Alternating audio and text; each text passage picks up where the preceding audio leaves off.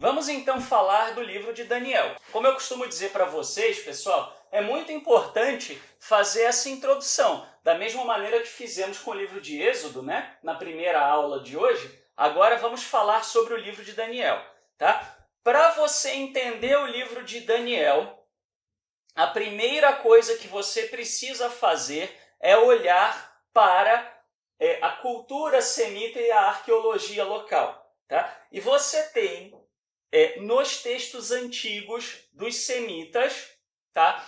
No século XV antes da Era Comum, portanto, bem anteriores ao livro de Daniel, tá? Lá na região, né, dos textos ugáricos, na região ali de Ras Shamra, você vai ter um personagem chamado Danel, tá? Dan, que significa juiz, tá? E El, que significa poder. E El era um termo de tratamento para divindades maiores, tá? Então você vai ter essa região, tá? Nessa região você vai ter Danel, que significa literalmente El é juiz. Dani El muda completamente, tá? Dani El significa El é meu juiz, tá? Muito bem. Isso é descrito no épico de Akhat como um herói que lutava pelas causas das viúvas e dos órfãos nos portões da cidade, onde os juízes se reuniam de acordo com a cultura semita. Então, é mais ou menos como a história do Zorro. Né? Se você pegar ali a história do Zorro, a lenda do Zorro, o que era? Né? Era um personagem que lutava a favor da justiça, dos oprimidos, etc., e que virou uma lenda nacional. Tá? Então, existia isso com relação a essa figura chamada Dan-El. Tá? E como a história de Iov, de Jó, tá? A história de Dan-El e os seus contos se popularizaram na cultura do Antigo Oriente Médio. Tá? Então, muito antes do livro de Daniel, já existia uma série de histórias populares no imaginário dos povos sobre essa figura chamada Dan-El. Tá? E quando a gente vai ler Ezequiel 14, que fala tanto de Iov, né, fala também fala de Davi, né, de David, e fala de Dan-El. Quando você olha para o original hebraico, você vê isso aqui, tá? Que seriam pelas letras, né, seriam Dan-El, tá? O hebraico é lido da direita para a esquerda, tá? Então você tem aqui o Dalet, o Nun, aí o Aleph e o Lamed, tá? Então isso aqui é El, né? E aqui onde eu botei a bolinha é Dan, tá? Muito bem. Só que o texto massorético substitui isso pela grafia Daniel, tá? Então você tem uma letrinha a mais aqui, ó, o Yud, tá? Que aí justamente vai mudar o sentido para El é o meu juiz, tá? Então há uma referência, né, a Daniel que diminui um pouco o seu status. Isso era muito comum na cultura semita quando alguém era idolatrado, tá? Então isso mostra que essa figura era idolatrada, tá? E o livro de Ezequiel fala do povo judeu no cativeiro babilônio. Então, eles estavam num lugar onde havia, né, essa influência. Mesmo antes do cativeiro babilônio, você já tinha influência babilônia naquela região. Tá? Aliás, até Abraham Avinu, nosso pai Abraão, né, veio da região ali dos Sumérios. Tá? Então já existia essa figura. Tá? E essa admiração por Danel resultava em cultos de adoração a Arep-U, que era o deus de Danel, Haddad e Astarte, né? Star, que eram divindades que julgavam a humanidade. Tá? Então isso já existia, ok? Eram vários contos populares acerca de um dado personagem né, da mitologia suméria, tá? Bruno, nós vamos chegar lá. Não é que ele não era canônico, é que ele é mais tardio, tá? Aí você tem o seguinte, esse personagem, ele se torna inspiração para o livro de Daniel, que, porém, trata justamente de combater a assimilação, a reinterpretação do folclore popular para dar contorno monoteísta é comum desde os tempos da Torá. Quando você olha para a Torá, eu escrevi isso inclusive na série Segredos do Éden, quando eu falei da serpente, a serpente no texto, na cultura suméria já existia. A serpente era uma divindade que tinha a vida eterna, tá? Por que a serpente era uma divindade que tinha... como é que a gente chama, né? Por que tinha, né? A serpente tinha a associação com a vida eterna? Porque a serpente, né? O que ela faz? Ela vai trocando a pele, né? Ela vai soltando aquela pele antiga, né? Que ela é ressecada pelo solo, né? E pelo sol. E aí ela sai com uma pele nova, né? Assim, a camada mais interior está novinha. Então, os antigos olhavam e falavam, poxa, a serpente não morre, né? Porque ela vai trocando. E aí, né, então isso inspirou a ideia de uma serpente que tinha a vida eterna, né? E que tinha roubado a vida eterna dos seres humanos, tá? E aí quando você vai no Éden, na Bíblia, o que aparece? Aparece justamente uma reinterpretação dessa mitologia, colocando a serpente como, vamos dizer assim, um coadjuvante da queda do homem, e não o principal responsável. E isso era de propósito, isso não foi por acaso, tá? Então, pessoal, então é justamente isso, tá? Justamente essa ideia com relação aí, né, a pegar um personagem e reinterpretar. Isso aconteceu com Daniel. Como Daniel era um herói em contos populares, o que os escritores, né, do livro fizeram? Pegaram esses contos populares e reinterpretavam à luz do monoteísmo, tá? Então, pessoal, a história de Daniel não é uma história literal, tá? Porque esse personagem já existia na mitologia. E você tem indícios disso no próprio livro, tá? Então, o livro de Daniel é uma típica narrativa semi-romanceada, escrita à época do Segundo Templo. O que é uma narrativa semi-romanceada? Tá? Uma narrativa semi-romanceada é uma narrativa baseada em fatos históricos. Tá? Então, quando você olha, por exemplo, para o filme O Resgate do Soldado Ryan, né? Vocês devem ter assistido, ou pelo menos uma grande quantidade. Quando você olha para o Resgate do Soldado Ryan, você vê o quê? É uma história fictícia, mas é baseada em acontecimentos reais, né? A guerra existiu, o desembarque das tropas na Normandia existiu, os americanos se envolveram, embora timidamente? Sim, tudo isso aconteceu, né? Então, a história do Soldado Ryan, evidentemente, é uma história fictícia, tá? Mas ela é feita em cima de fatos históricos. Da mesma maneira é com Daniel, tá? E aí, eu peguei para vocês aqui um texto um texto da Jewish Study Bible, da Bíblia de Estudo Judaico, tá? Então, antes que alguém fale, né? O Shaul é herege, não sei o quê. Não, nós estamos falando de algo que é conhecido no meio judaico, está todo mundo careca de saber, tá? A gente não pode também olhar e falar, né? Assim, os antigos sabiam de tudo. Muita coisa a gente descobriu por conta da academia moderna, tá? Então, o texto diz assim: Ruth e Esther, ambos agora encontrados entre os 5 rolos, e Daniel são um gênero diferente de crônicas ou Esdras/Neemias. Esdras/Neemias é porque era um livro só, depois foi dividido, tá?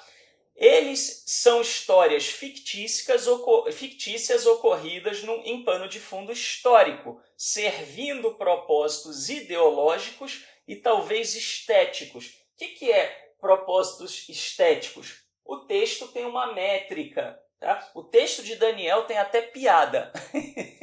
Né? É um texto muito interessante. Quando ele fala da corte de Nabucodonosor, ele tem piada, nítida. Né? Tá?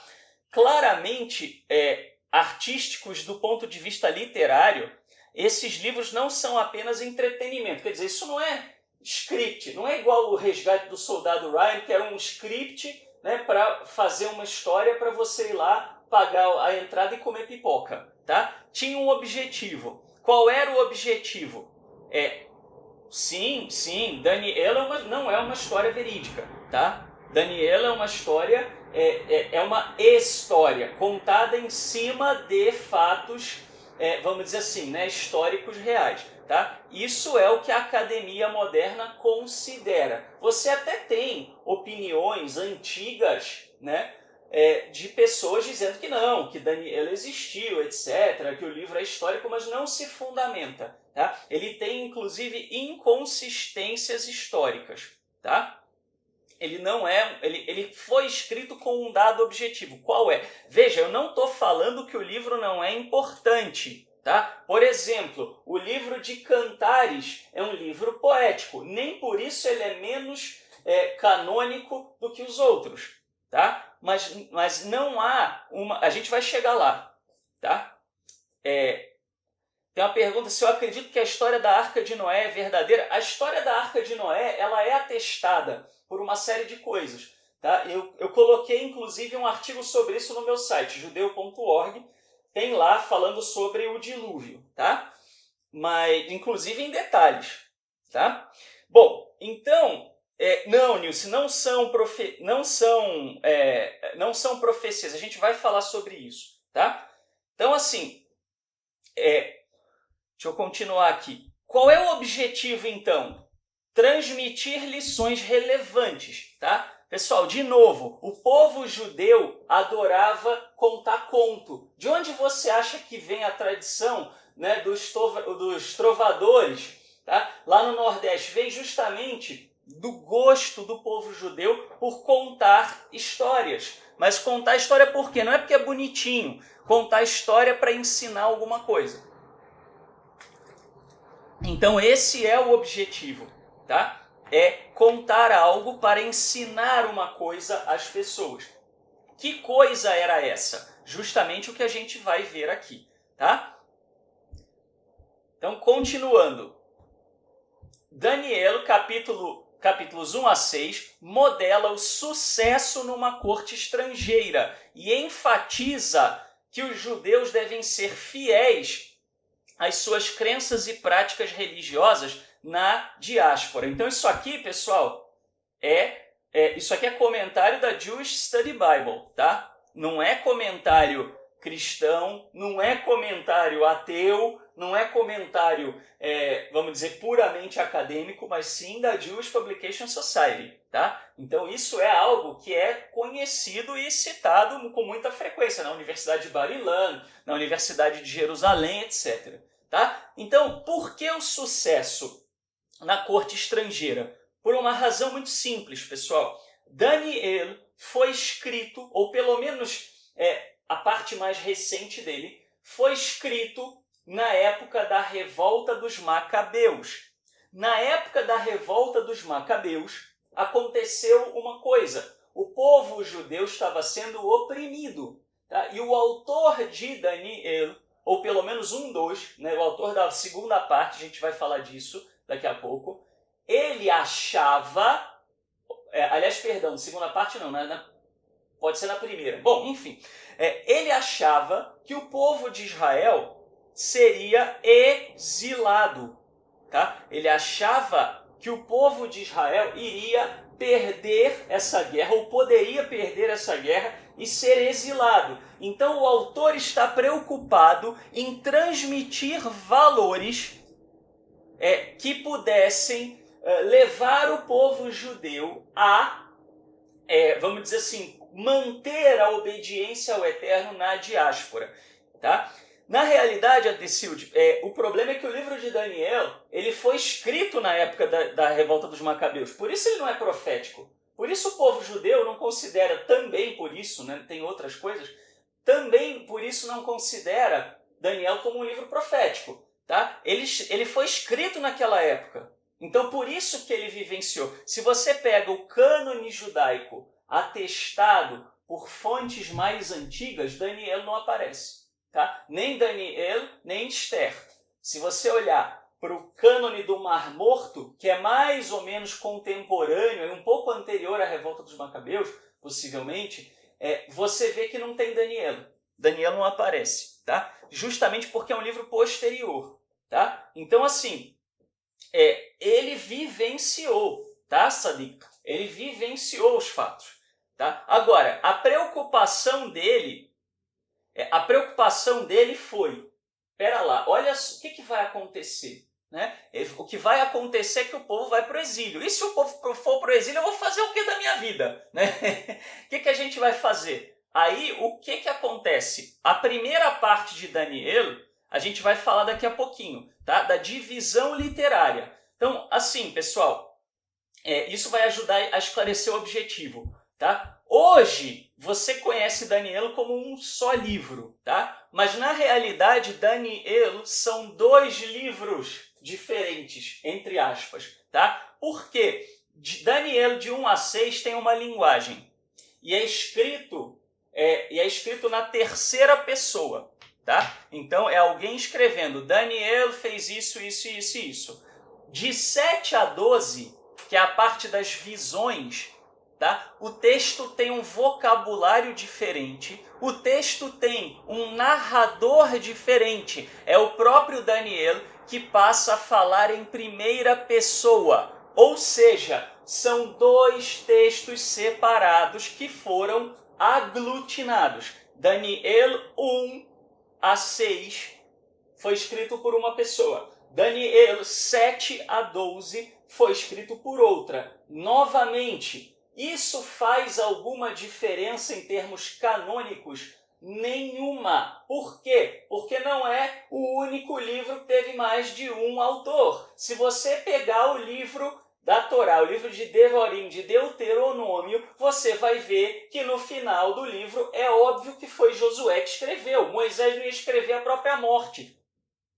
Né? Uma vez eu escutei uma pessoa extremamente mística, né? Falando, não, Moshe estava com a cabeça tão lá nas nuvens que ele é que escreveu sobre a própria morte dele. Meu, para, né? Para. Está escrito no livro de Josué, que Josué escreveu um trecho da Torá. Está escrito isso, explícito. Né? Então a Torá teve mais de um autor. Teve Moisés, essencialmente, e Josué. Quanto cada um escreveu, aí vamos dizer assim, aí dá briga. Tá? Agora, Provérbios. Vamos falar de Provérbios. Você tem lá Provérbios de Salomão, você tem lá Provérbios dos sábios de Israel, você tem lá Provérbios do rei, como é que chamava? Me fugiu aqui agora, Lemuel.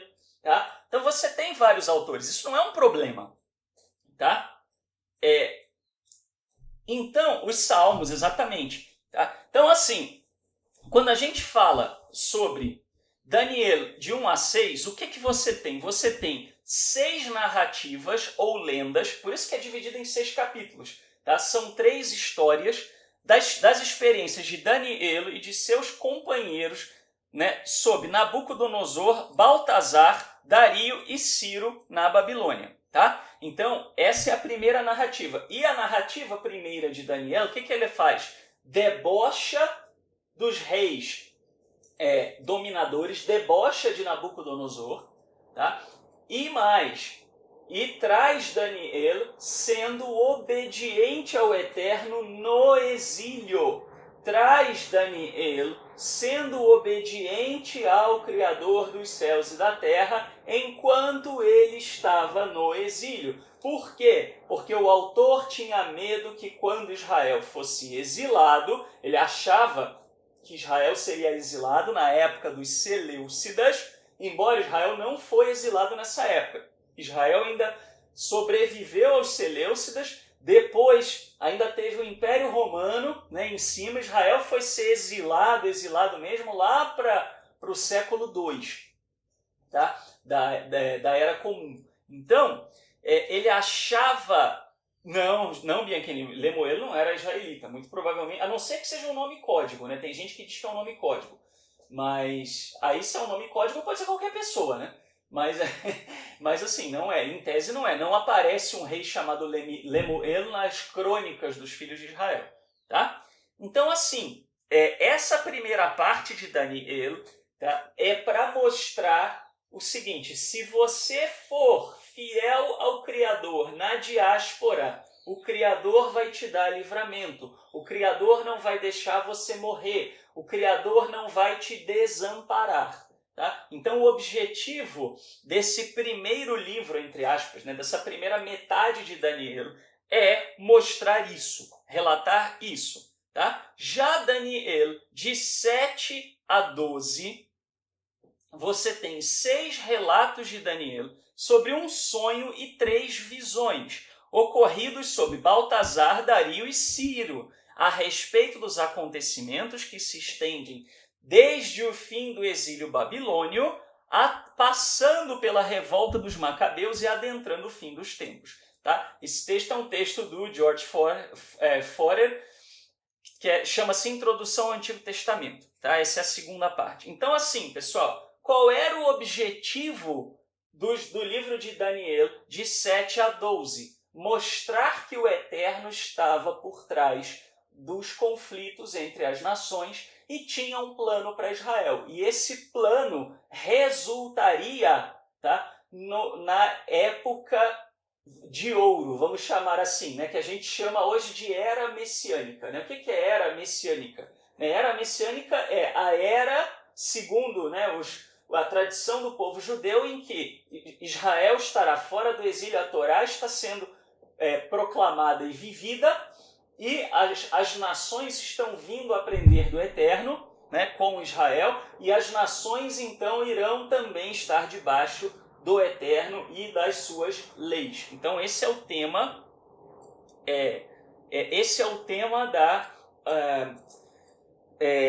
desses capítulos finais. Tem uma pergunta aqui, Shaul, eu não entendo uma coisa. Se Deus é puro amor em essência, por que ele só escolheu um povo para dar a Torá? Eu falei disso na primeira hora. Se você depois olhar, eu vou postar, mas se você olhar a aula que foi das 10 às 11, eu falei disso, das razões para isso. Tá? Não é da maneira que as pessoas pensam. Tá? Depois você dá uma olhadinha lá. Tá bom? Eu sei que ele não estava, Lucinido, perdão. Mas eu vou postar. Então esteja atento lá na nossa página ou no site judeu.org que eu vou postar a explicação. Tá bom? Então, pessoal, qual era o objetivo? Era falar: Israel, não se descabele. Tá? Tudo que está acontecendo com vocês, o Eterno está cuidando, ele está por trás. Então, esse era o objetivo de Daniel. Tá? Vamos falar então agora... origem, um pouquinho do objetivo também, a gente vai continuar aqui, que eu já falei, já me antecipei um pouco. Tá? As duas metades do livro parecem ter surgido em diferentes momentos da história de Israel. Tá? Esse é um comentário também da Jewish Study Bible. Tá? Aliás, eu recomendo muito a Jewish Study Bible caso alguém fale inglês, né? Vale muito a pena. Tá? Os capítulos de 1 a 6, provavelmente de origem oral, circularam mais provavelmente durante os séculos 4 a 2 antes da Era Comum, e quando foram coletados em um ciclo de lendas de Daniel. Vou contar uma coisa interessantíssima para vocês. Tá? Daniel, se você olhar para o livro de Daniel na Septuaginta, tá? No cânone católico, você vai ver mais histórias. O livro de Daniel não tem só os 12 capítulos, ele tem uns 15 capítulos, salvo engano. E tem histórias interessantíssimas, né? Tem história sobre Belo e Susana, né? Tem história sobre dragão explodindo, tem muita história legal, tá? E também, não é fictício, tá? Não é fictício, a gente não chama de fictício, é alegórico, tá? É nesse sentido, não é, né? É fictício, parece que alguém fingiu que isso aconteceu. Não, ele é uma alegoria, ele é um texto poético, tá? Então, assim, então, pessoal, vejam vocês, se vocês pegarem os manuscritos do Mar Morto, tem mais histórias sobre Daniel. Essas histórias que foram compiladas, elas são aquelas que o Sinédrio, o Sanedrino, o grande Sinédrio, entendeu que eram mais importantes de serem guardadas. Tá? Mas existiam várias. Você vê algumas na Septuaginta e você vê mais ainda nos manuscritos do Mar Morto, mostrando justamente o quê? Que você tinha uma coletânea, tá? de contos sobre Daniel. Tá? E aí esses foram escolhidos e foram, obviamente, escritos com um propósito. Os capítulos 7 a 12, antes da Era Comum, são mais provavelmente composições escritas, ou seja, 7 a 12 não foi, não começou oral. Tá? Os contos de Daniel começaram de maneira oral, tá? Mas 7 a 12 não. 7 a 12 são datáveis do último ano da revolta dos Macabeus. A gente vai falar disso quando a gente entrar no livro propriamente dito, tá? Então, a revolta dos Macabeus aconteceu, né, por volta do ano 164, tá? E como eu falei, nessa época Daniel foi escrito. Essa segunda parte de Daniel foi escrita para encorajar os judeus e dizer, olha, se vocês perderem, não se preocupem, tá? O Eterno vai dar livramento e haverá a era messiânica, né? Haverá ressurreição. Não se preocupem com pessoas que morrem, né, na guerra, porque vai haver uma ressurreição e vai haver a era messiânica. É isso que é a mensagem do livro de Daniel, de 7 a 12. Tá? Ao editar os capítulos 1 a 12 juntos, aí tem uma, vamos dizer assim, uma briga acadêmica, tá? Que a briga acadêmica é a seguinte: quem escreveu os capítulos de 7 a 12 juntou com o de 1 a 6, ou foi um terceiro que juntou todos e criou um livro único? Ninguém sabe ao certo, tá? Então, assim, ao editar os capítulos de 1 a 12, o autor das visões tornou o todo um livro apocalíptico. Livros apocalípticos frequentemente misturam dois estilos. Então, Daniel tem dois estilos. Inclusive, Daniel tem duas línguas. Você não vai perceber isso lendo português. Mas Daniel não foi nem ao menos escrito numa língua só. Metade foi escrito em hebraico, metade entre aspas, né? Uma parte foi escrita em hebraico e outra parte foi escrita em aramaico. Tá? Não tem nenhuma língua única. Por isso a gente sabe também, além disso e do estilo literário, que não foi uma obra escrita, né, de uma vez do capítulo 1 ao 12. Tá? Era comum, aliás, o que são os profetas menores? Eu não sei se vocês sabem disso, mas os profetas menores no cânone judaico, eles foram escritos num livro único. É o livro dos profetas menores. E não é menor porque é menos importante. É menor porque é pequeno. Né? E ele era escrito num livro único porque o povo judeu tinha medo que eram manuscritos tão pequenos que eles iam se perder. Né? É a diferença de você guardar um post-it, né? Sabe aquele post-it que você cola, né, no monitor no seu trabalho, né? Ou guardar um caderno. O caderno é mais fácil de você guardar e não perder do que um post-it. Tá? Então, esses livros, eles eram feitos dessa maneira, eles ocorriam dessa maneira. Tá? Foi feito um livrão, né, para poder ter um livro maior que poderia ser melhor preservado. Então, era comum esse negócio de aglutinar. A própria Torá, né, traz um rolo inteiro e, na realidade, é divisível em 5 partes. Tá? Bom, aí Lucinildo, é isso? Lucinildo falou: excitar o povo a não temer a morte e assim ir à guerra. Provavelmente sim, ou pelo menos sanar a preocupação dos parentes daqueles que foram à guerra, porque estava acontecendo a revolta dos Macabeus, não tinha acabado ainda, tá? Não, ele é anônimo, José, tá? Então, Noemi, a parte apocalíptica de Daniel tem a ver com isso que a gente acabou de falar, tá? Foi algo colocado justamente para mostrar para o povo que eles não deviam temer, eles não deviam se preocupar, porque o Eterno estava comandando o que ia acontecer com as nações. Tá? O período do livro de Daniel é até a revolta dos Macabeus, tá? Que é onde fala aquela famosa passagem, né, da abominação no santuário. Isso está lá, isso está no livro de Macabeus, isso é descrito no livro de Macabeus, exatamente assim. Né? Embora 1 Macabeus não seja um livro histórico, não seja um livro bíblico, é um livro histórico. Tá? Bom, a gente vai falar na hora que a gente estudar capítulo a capítulo o que cada capítulo diz, tá bom? Por volta, Max, foi escrito por volta do ano, por volta do século IV, tá? Até o século II. A gente não sabe exatamente precisar, tá? Apesar de suas origens separadas, vários temas unificam as duas metades de Daniel. Então, você tem alguns temas que aparecem no livro inteiro. Por isso até eles foram juntados. A soberania do Eterno sobre a história e sobre monarcas estrangeiros. Quer dizer, tudo que acontecia lá, as guerras no Oriente Médio, etc., o Eterno era soberano. Ele estava no controle de tudo isso. Tá? A sabedoria e insight de alguém devotado ao Eterno. Tá? Essa parte de Daniel com certeza foi inspirada em José, né? Yosef, José do Egito. Né?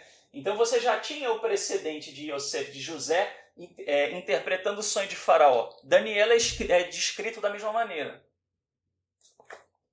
Para mostrar o quê? Se você for temente ao Eterno, o Eterno vai te dar sabedoria e você vai ganhar favor entre os estrangeiros, mesmo que você seja exilado. Isso é parte do processo de preservação do povo. Tá? Então, o ideal da obediência heróica até o ponto da morte, ou seja, preferir morrer do que abandonar o Eterno. Esse é um tema também importante e esse era um tema muito forte na revolta dos Macabeus. Por quê? Porque os Seleucidas proibiram o povo de Israel de prestar o seu culto. Né? Ele proibiu a Torá de ser promulgada, de ser vivida, etc. Tá? Bom, vamos falar então agora aqui dos dois idiomas, do hebraico e do aramaico. Foi, Felipe, exatamente. O que aconteceu com os jovens na fornalha de fogo na cova dos leões não foi literal. Era um encorajamento para o povo. Sim, foi escrito justamente para isso. E foi um milagre, né? A revolta dos Macabeus, o povo de Israel, assim, eles estavam enfrentando uma das nações mais fortes do mundo. Aquela vitória foi um milagre absurdo. Foi um milagre muito, muito, muito, muito forte. Né? E o autor de Daniel, ele estava esperando isso. Né? Ele tinha essa expectativa. Tá? Né? De que o Eterno daria um livramento para aqueles que fossem fiéis a ele. Tá? Bom, avançando agora então para os dois idiomas. Então, uma das características mais peculiares do livro de Daniel é o uso das duas línguas distintas. É o que o Sadiq falou, lembra do Maimônides. Se uma dada narrativa parece, né, ser muito fantasiosa, absurda, etc., é porque você está lendo errado, você está lendo como literal algo que é figurativo. Né? E o povo judeu era exímio contador de histórias, com o objetivo de ensinar alguma coisa. Tá? É uma característica fortíssima do povo judeu até hoje. Você entra num site judaico, você vai estudar uma paraxá, estudar algum texto judaico, daqui a pouco você se depara com uma parábola sendo contada. Né? Bom, então os livros de Daniel, de 1 até o 2.4a, portanto o primeiro capítulo e o comecinho do segundo capítulo, e do 8 ao 12, eles estão em hebraico. Tá? Então, a introdução está em hebraico e o final está em hebraico. O miolo está em aramaico, que é do 2.4b até 7.28, tá? Agora, vejam vocês, pessoal, metade do livro foi escrito em hebraico, metade do livro foi escrito em aramaico. Você acha que é por quê, cidadão? É a mesma pessoa, o cara acordou de manhã, né, e falou assim, que lindo dia para escrever em hebraico. E começou a escrever em hebraico, né? Aí acordou no dia seguinte e falou assim, hoje está meio chuvoso, né? Eu não vou escrever em hebraico, eu vou escrever em aramaico. Né? Por quê? Só por esporte, só porque deu na telha. Né? Aí o cidadão acha que... né? Aí o Shaul é herege, né? Aí os acadêmicos mesmo da Universidade de Jerusalém, da Barilã, etc., são hereges. Né? Não, está escrito lá, cidadão. Pare e pensa. Usa a massa cinzenta que foi dada a você para que você pense, para que você raciocine, né? Para que você não imbecilize o povo de Israel, por favor. Né? Para usar de um neologismo. Tá? Maimônides desce a ripa em quem faz isso. Tá? Ele chama quem faz, quem literaliza a alegoria, ele chama de ignorante e destruidor da Torá. Tá? Então veja, foi escrito em duas línguas. Por que você acha que foi escrito em duas línguas? Porque são dois autores diferentes. Tá? Por isso que o comecinho está em hebraico, tá? E aí você tem o finalzinho também. Tá? Embora não corresponde à divisão do gênero. Né? Por quê? Porque se você pegar de 1 a 2A, vamos dizer assim, ele pega um pouco da mesma narrativa até o 6, né? Como a gente falou. Tá? Quais são as explicações para isso? Tem duas. Então, os acadêmicos eles propõem as seguintes explicações. Ou as duas línguas foram usadas na obra original, uma combinação que permaneceu do mundo multilingual da terra de Israel no século II antes da Era Comum, ou a obra inteira foi originalmente composta em um idioma e uma parte foi depois traduzida para outro idioma. Tá? Então isso é o que a Jewish Publication Society diz. Eu, particularmente, acho muito pouco provável a primeira explicação pelos motivos que eu acabei de colocar. Tá? Mas é a opinião dos acadêmicos, eu tenho que trazer. E eu aqui, obviamente, pessoal, eu tenho as minhas visões pessoais, mas muitas vezes eu trago várias visões, né, várias leituras, para vocês poderem também conhecer as demais. Tá? Nessa segunda teoria, a língua comum internacional do Antigo Oriente Médio naquele tempo, né, o aramaico, é geralmente sugerida como língua original do todo. Então, ele teria sido escrito em aramaico e depois partes teriam sido traduzidas. Tá? Nenhuma dessas duas explicações gera concordância total dos acadêmicos, mas a reconstrução mais provável é a de que os capítulos 2 a 6 e, separadamente, o capítulo 7 tenham sido escritos em aramaico, e os capítulos 8 a 12 em uma data ligeiramente posterior à do capítulo 7 em hebraico. Ou seja, eles acham que Daniel foi escrito a maior parte em aramaico e de 8 a 12 foi escrito em hebraico. Agora, tem uma teoria que eles não mencionam aqui, né, mas que existe. Eles entendem o seguinte, que Daniel, uma parte foi traduzida em hebraico e uma parte estava no original aramaico. E aí o hebraico mesclou com o aramaico quando o livro foi juntado. Mas tem uma outra teoria. A outra teoria que eles não citaram aqui, mas que existe no meio acadêmico, é que esses textos em hebraico fossem uma introdução ao texto aramaico. Tá? Essa visão acadêmica também existe. Tá? Aí eles falam, o capítulo 1 pode ter sido escrito em hebraico ou traduzido do aramaico para o hebraico como uma língua mais apropriada para a introdução.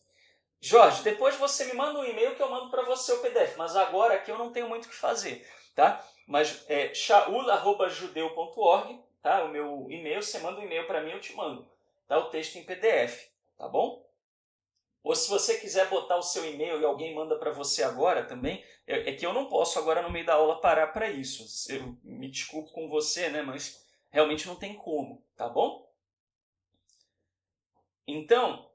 Então, pessoal, vamos falar agora do pano de fundo geopolítico, para você entender o que estava rolando no Oriente Médio quando o livro de Daniel foi escrito.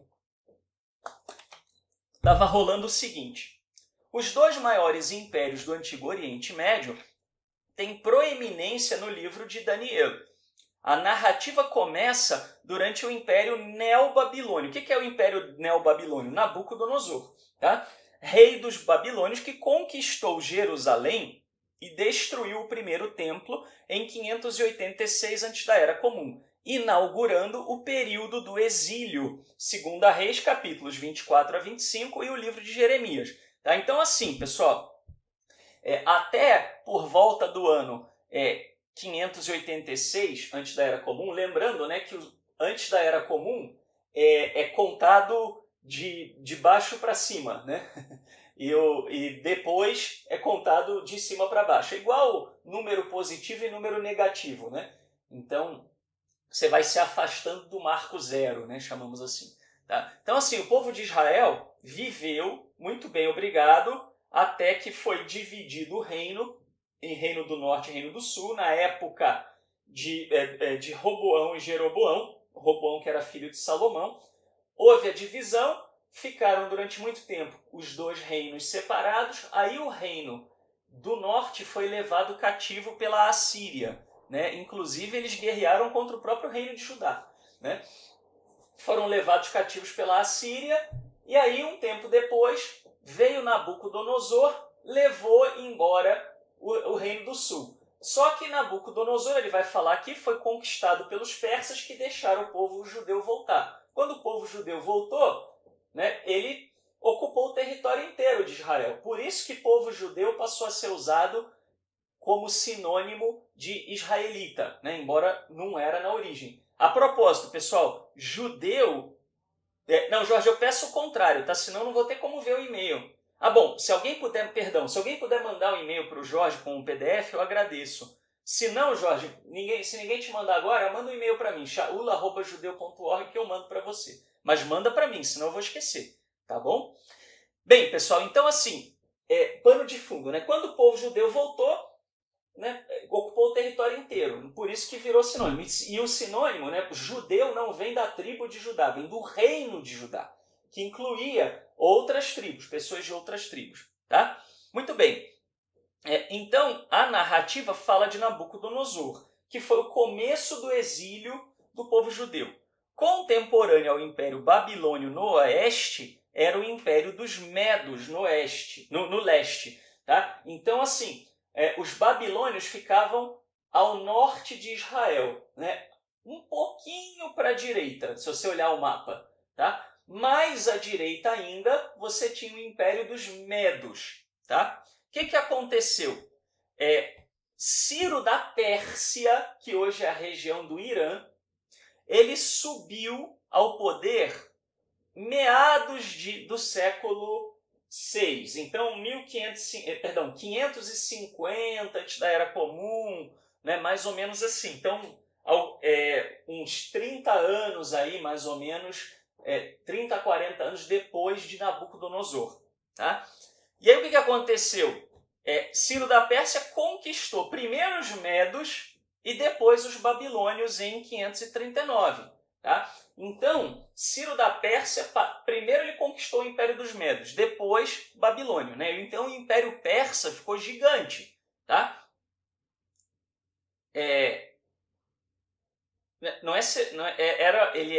A gente vai falar de Antíoco Epifânio daqui a pouco, tá, Bianchini? Então, assim, o que aconteceu? Na Judéia, os medos e os persas eram às vezes percebidos como um reino conjunto e, em outros momentos, como um sucedendo o outro. Então, assim, quando você vê os escritores, os profetas principalmente, e os livros pós-exílicos, né? Então, que livros são esses? O livro de Esther, o livro de Daniel, o livro de Esdras, o livro de Neemias. São livros pós-exílicos, quer dizer, eles já foram escritos numa época em que o povo de Israel tinha voltado para a terra. Tá? E aí o que acontecia?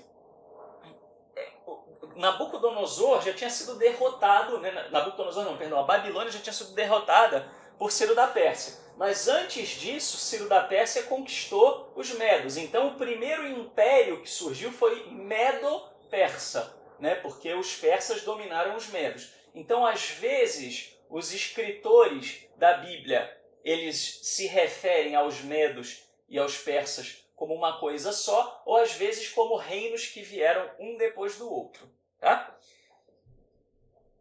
Os reis persas, primeiro os 4 sendo Ciro, Cambises, Dario e Xerxes, governaram os judeus de forma mais benevolente do que os babilônios.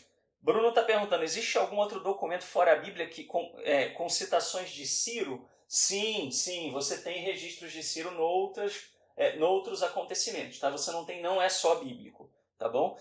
Salvo engano, até Flávio Joséfo cita ele também.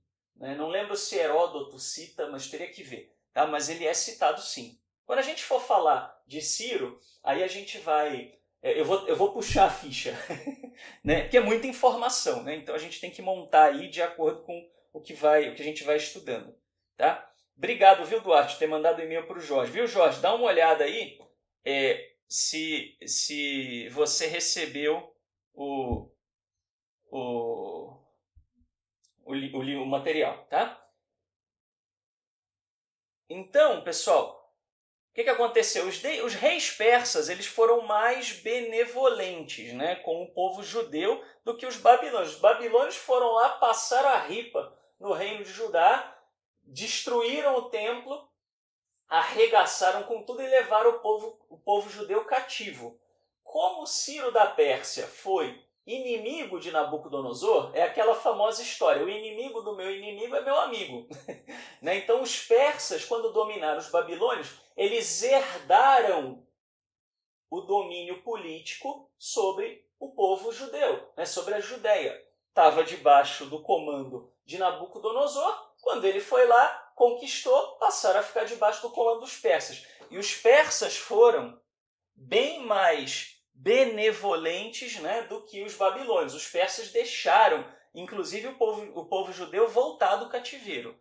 Tá? Então, o templo, né, Ciro da Pérsia encorajou os judeus a retornarem em 538. Então, assim, um ano depois, né, ou meses depois de ter conquistado a Babilônia, Ciro já falava favoravelmente ao retorno do povo judeu. Tá? Então, ele encorajou e permitiu a reconstrução do templo, que foi reconstruído entre 520 e 515 antes da Era Comum. Tá? Bom, seguindo aqui. Essa situação política, autonomia limitada sob, não é sob o governo persa, continuou até a subida de Alexandre o Grande, em 356 a 326. O brilhante rei greco-macedônio que derrotou os persas e fundou um novo império. Então, assim, enquanto eram persas, estava de boa, né? A Judéia, ela era meio que independente, pagava imposto para o Império Persa, né? Mas tinha uma autonomia. Tá? Então foi uma época, no geral, positiva, né, para o povo judeu por causa dessa autonomia. Tá?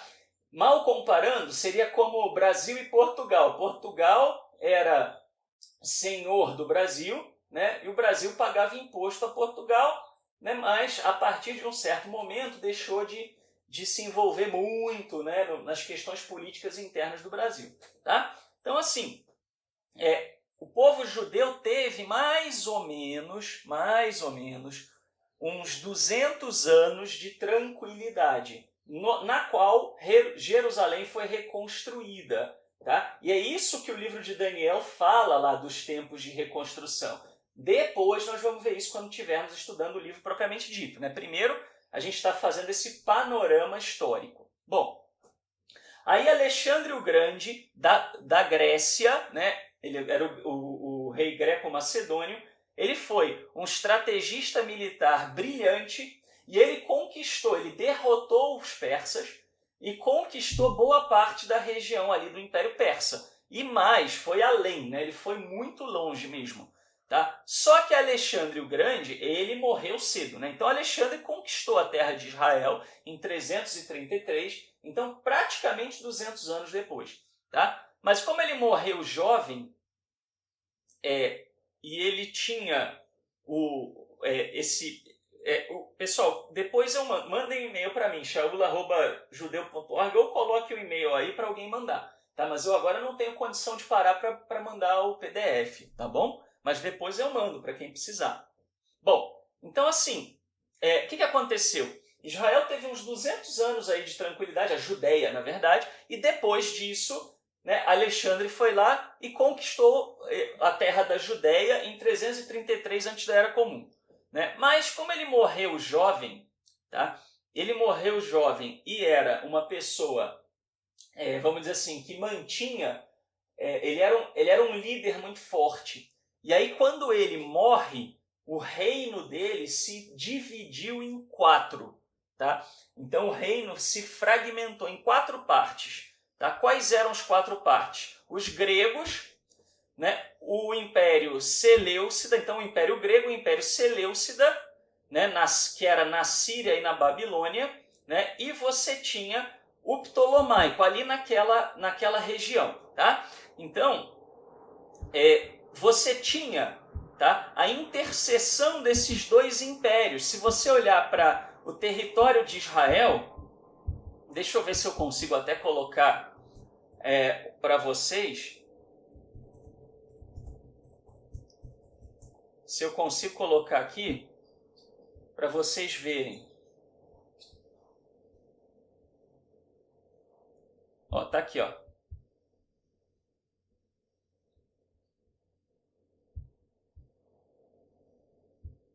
Espera aí, deixa eu abrir.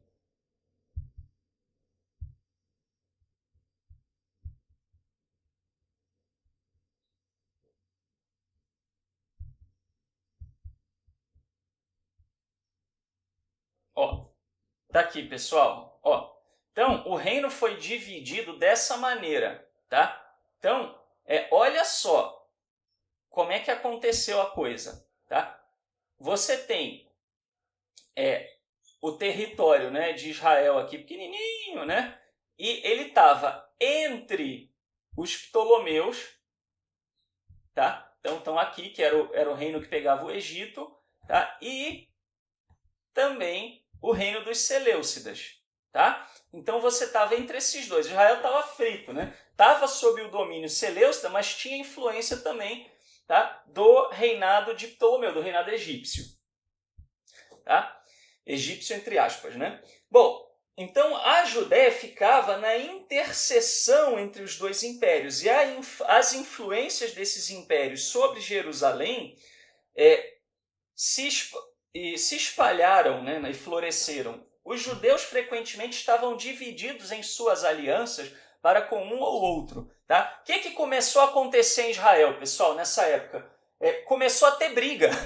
Né? E aí tinha disputa de poder, o cidadão que estava mais ao sul buscava o apoio dos egípcios, que eram inimigos, né, do reino dos Seleucidas. Aí o pessoal mais ao norte buscava a ajuda dos Seleucidas. Os próprios israelitas fizeram besteira, os próprios judeus fizeram bobagem. Foram vítimas? Foram, mas também fizeram por onde ser vítima. Né? As brigas de poder, não o povo, mas a liderança, que as brigas de poder arrebentaram com Israel na época dos Seleucidas, na época do cativeiro assírio e também na época dos Seleucidas e dos romanos.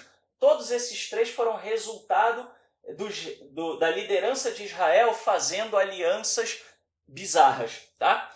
Bom, depois de ganhar o controle da Judéia no começo do século II, antes da Era Comum, os reis Seleucidas sofreram reveses, e o seu rei, Antíoco Epifânio IV, voltou sua atenção ao controle do Templo de Jerusalém e o ouro que estava lá armazenado. Esse é o pano de fundo para os eventos descritos indiretamente nas visões dos capítulos 7 a 12. Inclusive, você tem direitinho lá, no momento, salvo engano, capítulo 10 ou 11, que fala, não, e aí uma nação assim subiu, se dividiu, foram brigar. Você vê, tem gente que para em Daniel 9 e acha tudo lindo e maravilhoso. e aí acha que é o Bin Laden, Torre Gêmeas, George Bush, né, Obama, né, etc. Não tem nada a ver. Se você pegar do capítulo 10 em diante, você vai ver que foi revelado quais eram as nações, o que ia acontecer. Não ficou no limbo, tá? Agora vejam, pessoal, essa questão então, esse revés, né, o que aconteceu? Antíoco Epifânio, né, o que ele fez? Ele foi lá, né, e ele brigou. Então eles brigavam aqui, brigava um monte de lugar, né? O Antíoco Epifânio, inclusive, ele ficou no meio. Então, assim, ele começou a sofrer derrota, inclusive dos Ptolomeus. Ele desceu para guerrear contra os Ptolomeus, se ferrou, aí ele voltou para Jerusalém. E ele resolveu, então, buscar, vamos dizer, né, os recursos financeiros do templo, tá? Para poder o quê? Para poder justamente ter dinheiro para poder financiar as suas incursões, tá? Então, esse é o pano de fundo geopolítico. Tá, pessoal? A gente vai continuar na próxima semana a falar um pouco mais do panorama no livro de Daniel. Agora vejam, é importante vocês entenderem tudo isso para entender o livro de Daniel. Se a gente não fizer essas aulas, né, de introdução aos livros, fica difícil entender que livros são esses, por que foram escritos, em que época, qual era o objetivo, quais eram, né, as pessoas para quem o livro foi escrito. Tá bom? Pessoal, então, a aula de Daniel está encerrada, mas não as nossas atividades.